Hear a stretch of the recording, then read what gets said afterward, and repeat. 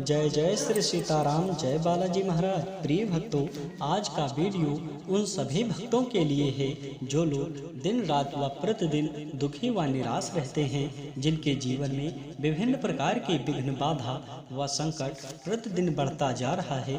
कभी किसी भी प्रकार की कोई भी इच्छा व अभिलाषाएं पूरी नहीं हो रही है। उनके घर में हमेशा क्लेश व उथल पुथल मचा रहता है। घर में कर्ज का भार बढ़ता हुआ जा रहा है और शत्रुवाद बहुत ज़्यादा परेशान कर रहे हैं और आप हर जगह जाकर देख चुके हो। इन सभी परेशानियों से व संकट से निकलने का कोई भी मार्ग नहीं दिख रहा है। तो आज हम आपको प्रभु श्री हनुमान जी महाराज का एक ऐसा सिद्ध मंत्र बताएंगे, जिस महामंत्र को सुनने के बाद आपका बुरा से बुरा समय अच्छे समय में बदल जाएगा। आपकी बड़ी से बड़ी विपत्ति व संकट स्वयं प्रभु श्री हनुमान जी महाराज जी दूर कर देंगे।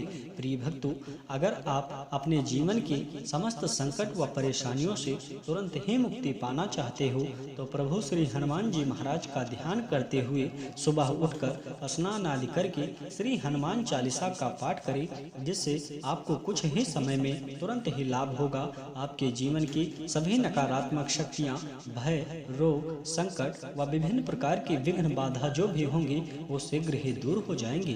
प्रिय भक्तों, यदि आप श्री हनुमान चालीसा का पाठ नहीं कर सकते तो प्रभु श्री हनुमान जी महाराज ध्यान करते हुए किसी एक मंत्र अथवा चौपाई का निरंतर जप करें व श्रवण करें, आपको जल्द ही लाभ देखने को मिलेगा। प्रिय भक्तों, आइए इस वीडियो को माध्यम से प्रभु श्री हनुमान जी महाराज का एक ऐसा अद्भुत मंत्र सुनाने जा रहा हूँ, जिस महामंत्र को सुनने के बाद आपकी सभी परेशानियाँ धीरे धीरे लुप्त हो जाएंगी। आपके घर की सभी नकारात्मक शक्तियाँ गायब हो जाएंगी। आपके जीवन के सभी विघ्न, बाधा व संकट पल भर में दूर होकर चारों तरफ से खुशियाँ बरसने लगेगी। प्रिय भक्तों, इस महामंत्र को सुनने से पहले आप सभी भक्तों से छोटा सा निवेदन है कि यदि आप चाहते हैं प्रभु श्री हनुमान जी महाराज की कृपा आपके ऊपर सदा सदा के लिए बनी रहे तो चैनल को सब्सक्राइब करें और कमेंट में जय श्री राम, जय बालाजी महाराज लिखकर अपनी हाजिरी जरूर लगा दें। प्यारे भक्तों, प्रभु श्री हनुमान जी महाराज का यह सिद्ध मंत्र पूरा सुनने का प्रयास करें, आपके ऊपर तुरंत ही प्रभाव होगा और आपको कृपा की अनुभूति भी होगी। प्रिय भक्तों, आप अपने मोबाइल से या किताब लेकर प्रभु श्री हनुमान जी महाराज के सम्मुख बैठकर किसी भी मंत्र का निरंतर जप करें, आपको तुरंत ही फर्क दिखने लगेगा। प्रिय भक्तों, यह सिद्ध व चमत्कारी मंत्र है। ओम नमो हनुमते रुद्रावताराय आध्यात्मकाधिदैविकाधि भौतिकतापत्र निवारणाय रामदूताय स्वाहा। ओम नमो हनुमते रुद्रावताराय आध्यात्मकाधिदैविकाधि भौतिकतापत्र निवारणाय रामदूताय स्वाहा। ओम नमो हनुमते रुद्रावताराय आध्यात्मिकाधिदैविकाधि भौतिकतापत्र निवारणाय रामदूताय स्वाहा। ओम नमो हनुमते रुद्रावताराय आध्यात्मिकाधिदैविकाधि भौतिकतापत्र निवारणाय रामदूताय स्वाहा। ओम नमो हनुमते रुद्रावताराय आध्यात्मिकाधिदैविकाधि भौतिकतापत्र निवारणाय रामदूताय स्वाहा। ओम नमो हनुमते रुद्रावताराय आध्यात्मिकाधिदैविकाधि भौतिकतापत्र निवारणाय रामदूताय स्वाहा। ओम नमो हनुमते रुद्रावताराय आध्यात्मिकाधिदैविकाधि भौतिकतापत्र निवारणाय रामदूताय स्वाहा। ओम नमो हनुमते रुद्रावताराय आध्यात्मिकाधिदैविकाधि भौतिकतापत्र निवारणाय रामदूताय स्वाहा। ओम नमो हनुमते रुद्रावताराय आध्यात्मिकाधिदैविकाधि भौतिकतापत्र निवारणाय रामदूताय स्वाहा। ओम नमो हनुमते रुद्रावताराय आध्यात्मिकाधिदैविकाधि भौतिकतापत्र निवारणाय रामदूताय स्वाहा। ओम नमो हनुमते रुद्रावताराय अध्यात्मकाधिदैविकाधिभौतिकतापत्रयनिवारणाय रामदूताय स्वाहा। ओम नमो हनुमते रुद्रावताराय अध्यात्मकाधिदैविकाधिभौतिकतापत्रयनिवारणाय रामदूताय स्वाहा। ओम नमो हनुमते रुद्रावताराय अध्यात्मकाधिदैविकाधिभौतिकतापत्रयनिवारणाय रामदूताय स्वाहा। ओम नमो हनुमते रुद्रावताराय सर्वशत्रु संहारणाय अध्यात्मकाधिदैविकाधिभौतिकतापत्रयनिवारणाय रामदूताय स्वाहा। ओम नमो हनुमते रुद्रावताराय अध्यात्मकाधिदैविकाधिभौतिकतापत्रयनिवारणाय रामदूताय स्वाहा। ओम नमो हनुमते रुद्रावताराय अध्यात्मकाधिदैविकाधिभौतिकतापत्रयनिवारणाय रामदूताय स्वाहा। ओम नमो हनुमते रुद्रावताराय अध्यात्मकाधिदैविकाधिभौतिकतापत्रयनिवारणाय रामदूताय स्वाहा। ओम नमो हनुमते रुद्रावताराय अध्यात्मकाधिदैविकाधिभौतिकतापत्रयनिवारणाय रामदूताय स्वाहा। ओम नमो हनुमते रुद्रावताराय अध्यात्मकाधिदैविकाधिभौतिकतापत्रयनिवारणाय रामदूताय स्वाहा। ओम नमो हनुमते रुद्रावताराय अध्यात्मकाधिदैविकाधिभौतिकतापत्रयनिवारणाय रामदूताय स्वाहा। ओम नमो हनुमते रुद्रावताराय अध्यात्मकाधिदैविकाधिभौतिकतापत्रयनिवारणाय रामदूताय स्वाहा। ओम नमो हनुमते रुद्रावताराय अध्यात्मकाधिदैविकाधिभौतिकतापत्रयनिवारणाय रामदूताय स्वाहा। ओम नमो हनुमते रुद्रावताराय अध्यात्मकाधिदैविकाधिभौतिकतापत्रयनिवारणाय रामदूताय स्वाहा। ओम नमो हनुमते रुद्रावताराय अध्यात्मकाधिदैविकाधिभौतिकतापत्रयनिवारणाय रामदूताय स्वाहा। ओम नमो हनुमते रुद्रावताराय अध्यात्मकाधिदैविकाधिभौतिकतापत्रयनिवारणाय रामदूताय स्वाहा। ओम नमो हनुमते रुद्रावताराय अध्यात्मकाधिदैविकाधिभौतिकतापत्रयनिवारणाय रामदूताय स्वाहा। ओम नमो हनुमते रुद्रावताराय अध्यात्मकाधिदैविकाधिभौतिकतापत्रयनिवारणाय रामदूताय स्वाहा। ओम नमो हनुमते रुद्रावताराय अध्यात्मकाधिदैविकाधिभौतिकतापत्रयनिवारणाय रामदूताय स्वाहा। ओम नमो हनुमते रुद्रावताराय अध्यात्मकाधिदैविकाधिभौतिकतापत्रयनिवारणाय रामदूताय स्वाहा।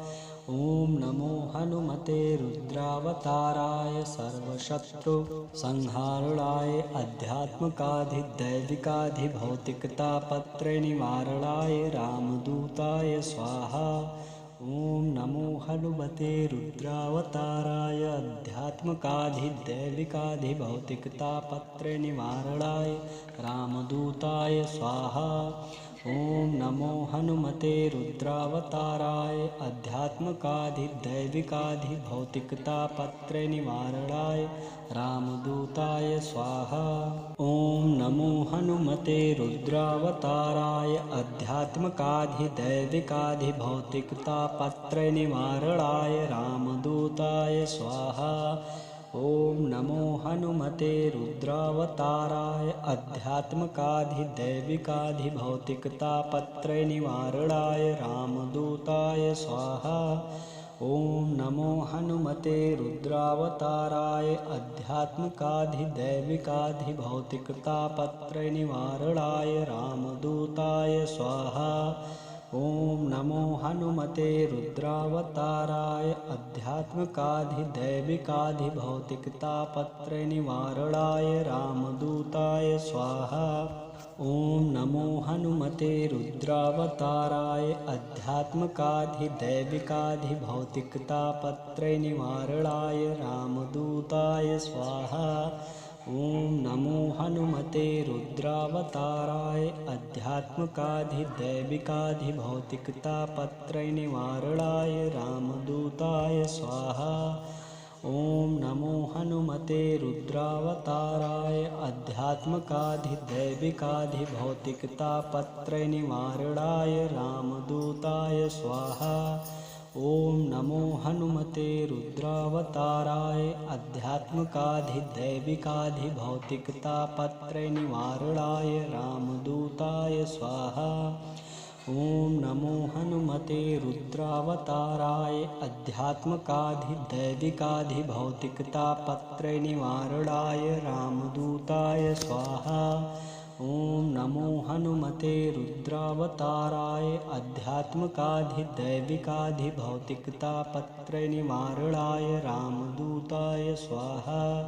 ओम नमो हनुमते रुद्रावताराय अध्यात्मकाधिदैविकाधिभौतिकतापत्रय निवारणाय रामदूताय स्वाहा। ओम नमो हनुमते रुद्रावताराय अध्यात्मकाधिदैविकाधिभौतिकतापत्रय निवारणाय रामदूताय स्वाहा। ओम नमो हनुमते रुद्रावताराय अध्यात्मकाधिदैविकाधिभौतिकतापत्रय निवारणाय रामदूताय स्वाहा। ओम नमो हनुमते रुद्रावताराय सर्वशत्रु संहारणाय अध्यात्मकाधिदैविकाधिभौतिकतापत्रय निवारणाय रामदूताय स्वाहा। ओम नमो हनुमते रुद्रावताराय अध्यात्मकाधिदैविकाधिभौतिकतापत्रय निवारणाय रामदूताय स्वाहा। ओम नमो हनुमते रुद्रावताराय अध्यात्मकाधिदैविकाधिभौतिकतापत्रय निवारणाय रामदूताय स्वाहा। ओम नमो हनुमते रुद्रावताराय अध्यात्मकाधिदैविकाधिभौतिकतापत्रय निवारणाय रामदूताय स्वाहा। ओम नमो हनुमते रुद्रावताराय अध्यात्मकाधिदैविकाधिभौतिकतापत्रय निवारणाय रामदूताय स्वाहा। ओम नमो हनुमते रुद्रावताराय अध्यात्मकाधिदैविकाधिभौतिकतापत्रय निवारणाय रामदूताय स्वाहा। ओम नमो हनुमते रुद्रावताराय अध्यात्मकाधिदैविकाधिभौतिकतापत्रय निवारणाय रामदूताय स्वाहा। ओम नमो हनुमते रुद्रावताराय अध्यात्मकाधिदैविकाधिभौतिकतापत्रय निवारणाय रामदूताय स्वाहा। ओम नमो हनुमते रुद्रावताराय अध्यात्मकाधिदैविकाधिभौतिकतापत्रय निवारणाय रामदूताय स्वाहा। ओम नमो हनुमते रुद्रावताराय अध्यात्मकाधिदैविकाधिभौतिकतापत्रय निवारणाय रामदूताय स्वाहा। ओम नमो हनुमते रुद्रावताराय अध्यात्मकाधिदैविकाधिभौतिकतापत्रय निवारणाय रामदूताय स्वाहा। ओम नमो हनुमते रुद्रावताराय अध्यात्मकाधिदैविकाधिभौतिकतापत्रय निवारणाय रामदूताय स्वाहा। ओम नमो हनुमते रुद्रावताराय अध्यात्मकाधिदैविकाधिभौतिकतापत्रय निवारणाय रामदूताय स्वाहा। ओम नमो हनुमते रुद्रावताराय अध्यात्मकाधिदैविकाधिभौतिकतापत्रय निवारणाय रामदूताय स्वाहा। ओम नमो हनुमते रुद्रावताराय अध्यात्मकाधिदैविकाधिभौतिकतापत्रय निवारणाय रामदूताय स्वाहा। ओम नमो हनुमते रुद्रावताराय आध्यात्मिकाधिदैविकाधिभौतिकतापत्रय निवारणाय रामदूताय स्वाहा। ओम नमो हनुमते रुद्रावताराय सर्वशत्रु संहारणाय आध्यात्मिकाधिदैविकाधिभौतिकतापत्रय निवारणाय रामदूताय स्वाहा। ओम नमो हनुमते रुद्रावताराय आध्यात्मिकाधिदैविकाधिभौतिकतापत्रय निवारणाय रामदूताय स्वाहा। ओम नमो हनुमते रुद्रावताराय आध्यात्मिकाधिदैविकाधिभौतिकतापत्रय निवारणाय रामदूताय स्वाहा। ओम नमो हनुमते रुद्रावताराय आध्यात्मिकाधिदैविकाधिभौतिकतापत्रय निवारणाय रामदूताय स्वाहा। ओम नमो हनुमते रुद्रावताराय आध्यात्मिकाधिदैविकाधिभौतिकतापत्रय निवारणाय रामदूताय स्वाहा। ओम नमो हनुमते रुद्रावताराय आध्यात्मिकाधिदैविकाधिभौतिकतापत्रय निवारणाय रामदूताय स्वाहा। ओम नमो हनुमते रुद्रावताराय आध्यात्मिकाधिदैविकाधिभौतिकतापत्रय निवारणाय रामदूताय स्वाहा। ओम नमो हनुमते रुद्रावताराय आध्यात्मिकाधिदैविकाधिभौतिकतापत्रय निवारणाय रामदूताय स्वाहा। ओम नमो हनुमते रुद्रावताराय आध्यात्मिकाधिदैविकाधिभौतिकतापत्रय निवारणाय रामदूताय स्वाहा। ओम नमो हनुमते रुद्रावताराय आध्यात्मिकाधिदैविकाधिभौतिकतापत्रय निवारणाय रामदूताय स्वाहा। ओम नमो हनुमते रुद्रावताराय आध्यात्मिकाधिदैविकाधिभौतिकतापत्रय निवारणाय रामदूताय स्वाहा। ओम नमो हनुमते रुद्रावताराय आध्यात्मिकाधिदैविकाधिभौतिकतापत्रय निवारणाय रामदूताय स्वाहा। ओम नमो हनुमते रुद्रावताराय आध्यात्मिकाधिदैविकाधिभौतिकतापत्रय निवारणाय रामदूताय स्वाहा। ओम नमो हनुमते रुद्रावताराय आध्यात्मिकाधिदैविकाधिभौतिकतापत्रय निवारणाय रामदूताय स्वाहा। ओम नमो हनुमते रुद्रावताराय आध्यात्मिकाधिदैविकाधिभौतिकतापत्रय निवारणाय रामदूताय स्वाहा। ओम नमो हनुमते रुद्रावताराय आध्यात्मिकाधिदैविकाधिभौतिकतापत्रय निवारणाय रामदूताय स्वाहा। ओम नमो हनुमते रुद्रावताराय सर्वशत्रु संहारणाय आध्यात्मिकाधिदैविकाधिभौतिकतापत्रय निवारणाय रामदूताय स्वाहा। ओम नमो हनुमते रुद्रावताराय आध्यात्मिकाधिदैविकाधिभौतिकतापत्रय निवारणाय रामदूताय स्वाहा। ओम नमो हनुमते रुद्रावताराय आध्यात्मिकाधिदैविकाधिभौतिकतापत्रय निवारणाय रामदूताय स्वाहा। ओम नमो हनुमते रुद्रावताराय आध्यात्मिकाधिदैविकाधिभौतिकतापत्रय निवारणाय रामदूताय स्वाहा। ओम नमो हनुमते रुद्रावताराय आध्यात्मिकाधिदैविकाधिभौतिकतापत्रय निवारणाय रामदूताय स्वाहा। ओम नमो हनुमते रुद्रावताराय आध्यात्मिकाधिदैविकाधिभौतिकतापत्रय निवारणाय रामदूताय स्वाहा। ओम नमो हनुमते रुद्रावताराय आध्यात्मिकाधिदैविकाधिभौतिकतापत्रय निवारणाय रामदूताय स्वाहा। ओम नमो हनुमते रुद्रावताराय आध्यात्मिकाधिदैविकाधिभौतिकतापत्रय निवारणाय रामदूताय स्वाहा। ओम नमो हनुमते रुद्रावताराय आध्यात्मकाधिदैविकाधिभौतिकतापत्रयनिवारणाय रामदूताय स्वाहा। ओम नमो हनुमते रुद्रावताराय आध्यात्मकाधिदैविकाधिभौतिकतापत्रयनिवारणाय रामदूताय स्वाहा। ओम नमो हनुमते रुद्रावताराय आध्यात्मकाधिदैविकाधिभौतिकतापत्रयनिवारणाय रामदूताय स्वाहा। ओम नमो हनुमते रुद्रावताराय आध्यात्मकाधिदैविकाधिभौतिकतापत्रयनिवारणाय रामदूताय स्वाहा। ओम नमो हनुमते रुद्रावताराय आध्यात्मकाधिदैविकाधिभौतिकतापत्रयनिवारणाय रामदूताय स्वाहा। ओम नमो हनुमते रुद्रावताराय आध्यात्मकाधिदैविकाधिभौतिकतापत्रयनिवारणाय रामदूताय स्वाहा।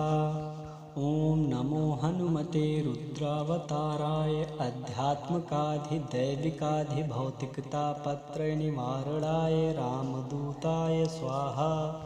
ओम नमो हनुमते रुद्रावताराय आध्यात्मकाधिदैविकाधिभौतिकतापत्रयनिवारणाय रामदूताय स्वाहा। ओम नमो हनुमते रुद्रावताराय सर्वशत्रुसंहारणाय आध्यात्मकाधिदैविकाधिभौतिकतापत्रयनिवारणाय रामदूताय स्वाहा। ओम नमो हनुमते रुद्रावताराय आध्यात्मकाधिदैविकाधिभौतिकतापत्रयनिवारणाय रामदूताय स्वाहा। ओम नमो हनुमते रुद्रावताराय आध्यात्मकाधिदैविकाधिभौतिकतापत्रयनिवारणाय रामदूताय स्वाहा। ओम नमो हनुमते रुद्रावताराय आध्यात्मकाधिदैविकाधिभौतिकतापत्रयनिवारणाय रामदूताय स्वाहा। ओम नमो हनुमते रुद्रावताराय आध्यात्मकाधिदैविकाधिभौतिकतापत्रयनिवारणाय रामदूताय स्वाहा। ओम नमो हनुमते रुद्रावताराय आध्यात्मकाधिदैविकाधिभौतिकतापत्रयनिवारणाय रामदूताय स्वाहा। ओम नमो हनुमते रुद्रावताराय आध्यात्मकाधिदैविकाधिभौतिकतापत्रयनिवारणाय रामदूताय स्वाहा। ओम नमो हनुमते रुद्रावताराय आध्यात्मकाधिदैविकाधिभौतिकतापत्रयनिवारणाय रामदूताय स्वाहा। ओम नमो हनुमते रुद्रावताराय आध्यात्मकाधिदैविकाधिभौतिकतापत्रयनिवारणाय रामदूताय स्वाहा। ओम नमो हनुमते रुद्रावताराय आध्यात्मकाधिदैविकाधिभौतिकतापत्रयनिवारणाय रामदूताय स्वाहा। ओम नमो हनुमते रुद्रावताराय आध्यात्मकाधिदैविकाधिभौतिकतापत्रयनिवारणाय रामदूताय स्वाहा। ओम नमो हनुमते रुद्रावताराय आध्यात्मकाधिदैविकाधिभौतिकतापत्रयनिवारणाय रामदूताय स्वाहा। ओम नमो हनुमते रुद्रावताराय आध्यात्मकाधिदैविकाधिभौतिकतापत्रयनिवारणाय रामदूताय स्वाहा। ओम नमो हनुमते रुद्रावताराय आध्यात्मकाधिदैविकाधिभौतिकतापत्रयनिवारणाय रामदूताय स्वाहा। ओम नमो हनुमते रुद्रावताराय आध्यात्मकाधिदैविकाधिभौतिकतापत्रयनिवारणाय रामदूताय स्वाहा। ओम नमो हनुमते रुद्रावताराय आध्यात्मकाधिदैविकाधिभौतिकतापत्रयनिवारणाय रामदूताय स्वाहा। ओम नमो हनुमते रुद्रावताराय सर्वशत्रुसंहारणाय आध्यात्मकाधिदैविकाधिभौतिकतापत्रयनिवारणाय रामदूताय स्वाहा। ओम नमो हनुमते रुद्रावताराय अध्यात्मकाधिदैविकाधिभौतिकतापत्रय निवारणाय रामदूताय स्वाहा। ओम नमो हनुमते रुद्रावताराय अध्यात्मकाधिदैविकाधिभौतिकतापत्रय निवारणाय रामदूताय स्वाहा। ओम नमो हनुमते रुद्रावताराय अध्यात्मकाधिदैविकाधिभौतिकतापत्रय निवारणाय रामदूताय स्वाहा। ओम नमो हनुमते रुद्रावताराय अध्यात्मकाधिदैविकाधिभौतिकतापत्रय निवारणाय रामदूताय स्वाहा। ओम नमो हनुमते रुद्रावताराय अध्यात्मकाधिदैविकाधिभौतिकतापत्रय निवारणाय रामदूताय स्वाहा। ओम नमो हनुमते रुद्रावताराय अध्यात्मकाधिदैविकाधिभौतिकतापत्रय निवारणाय रामदूताय स्वाहा। ओम नमो हनुमते रुद्रावताराय अध्यात्मकाधिदैविकाधिभौतिकतापत्रय निवारणाय रामदूताय स्वाहा। ओम नमो हनुमते रुद्रावताराय अध्यात्मकाधिदैविकाधिभौतिकतापत्रय निवारणाय रामदूताय स्वाहा। ओम नमो हनुमते रुद्रावताराय अध्यात्मकाधिदैविकाधिभौतिकतापत्रय निवारणाय रामदूताय स्वाहा। ओम नमो हनुमते रुद्रावताराय अध्यात्मकाधिदैविकाधिभौतिकतापत्रय निवारणाय रामदूताय स्वाहा। ओम नमो हनुमते रुद्रावताराय अध्यात्मकाधिदैविकाधिभौतिकतापत्रय निवारणाय रामदूताय स्वाहा। ओम नमो हनुमते रुद्रावताराय अध्यात्मकाधिदैविकाधिभौतिकतापत्रय निवारणाय रामदूताय स्वाहा। ओम नमो हनुमते रुद्रावताराय अध्यात्मकाधिदैविकाधिभौतिकतापत्रय निवारणाय रामदूताय स्वाहा। ओम नमो हनुमते रुद्रावताराय अध्यात्मकाधिदैविकाधिभौतिकतापत्रय निवारणाय रामदूताय स्वाहा। ओम नमो हनुमते रुद्रावताराय अध्यात्मकाधिदैविकाधिभौतिकतापत्रय निवारणाय रामदूताय स्वाहा। ओम नमो हनुमते रुद्रावताराय सर्वशत्रु संहारणाय अध्यात्मकाधिदैविकाधिभौतिकतापत्रय निवारणाय रामदूताय स्वाहा। ओम नमो हनुमते रुद्रावताराय अध्यात्मकाधिदैविकाधिभौतिकतापत्रय निवारणाय रामदूताय स्वाहा। ओम नमो हनुमते रुद्रावताराय अध्यात्मकाधिदैविकाधिभौतिकतापत्रय निवारणाय रामदूताय स्वाहा। ओम नमो हनुमते रुद्रावताराय अध्यात्मकाधिदैविकाधिभौतिकतापत्रय निवारणाय रामदूताय स्वाहा। ओम नमो हनुमते रुद्रावताराय अध्यात्मकाधिदैविकाधिभौतिकतापत्रय निवारणाय रामदूताय स्वाहा। ओम नमो हनुमते रुद्रावताराय अध्यात्मकाधिदैविकाधिभौतिकतापत्रय निवारणाय रामदूताय स्वाहा।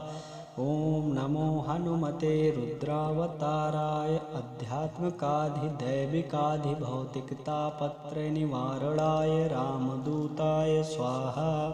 ओम नमो हनुमते रुद्रावताराय अध्यात्मकाधिदैविकाधिभौतिकतापत्रय निवारणाय रामदूताय स्वाहा। ओम नमो हनुमते रुद्रावताराय अध्यात्मकाधिदैविकाधिभौतिकतापत्रय निवारणाय रामदूताय स्वाहा। ओम नमो हनुमते रुद्रावताराय अध्यात्मकाधिदैविकाधिभौतिकतापत्रय निवारणाय राम